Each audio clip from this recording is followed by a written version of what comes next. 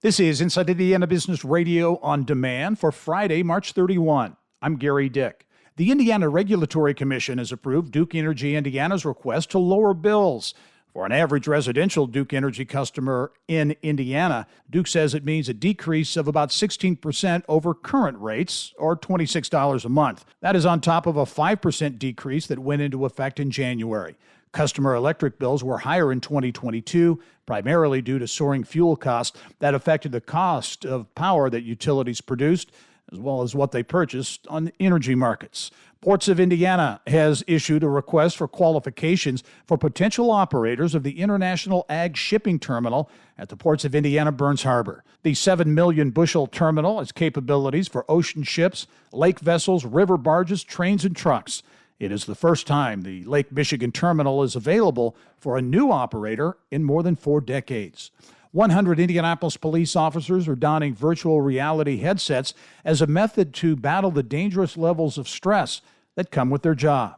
A black female entrepreneur leading the charge with her startup, Peak Mind, a software-as-a-service platform that uses VR headsets that also track biometrics, including blood pressure, heart rate, and pupil size. So Peak Mind can track how the technology is reducing tension. Peak Mind's founder and CEO is Alicia McCoy. There is one virtual reality code in the insurance industry now that is approved. If you have cancer, Cedars-Sinai did enough research to know that when you're immersed in a virtual reality experience, you can't think about your pain. You can't do both.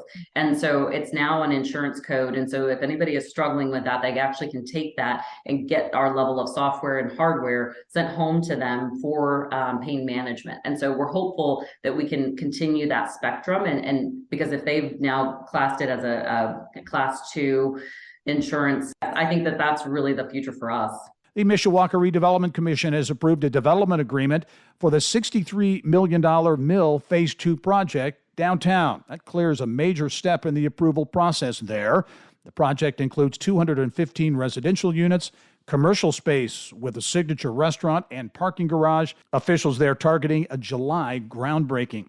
From the state's #1 source for Indiana business news, you're listening to Inside Indiana Business Radio. Get ready, Southwest Indiana. We're headed your way. IBJ Media, Inside Indiana Business, and the Indiana Economic Development Corporation invite you to the 2nd annual Engage Southwest Indiana event, presented by CareSource, Indiana University, and Old National Bank.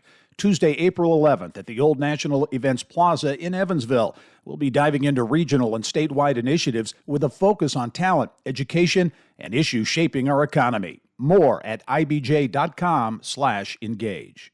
Record numbers at Rose-Hulman Institute of Technology. The engineering school reporting a record 5,300 applicants from students in more than 70 countries for the 2023-24 academic year. Rose-Hulman says it is also the most diverse group of students that has ever applied.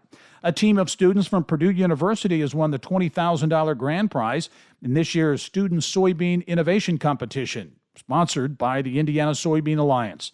The team has developed a biodegradable, compostable, and non-toxic soy-based foam called StyroSoy, which serves as an environmentally friendly alternative to styrofoam. Plans to close and redevelop the downtown Indianapolis heliport have hit turbulence as some influential business executives are behind an effort to stop the move and potentially buy the site.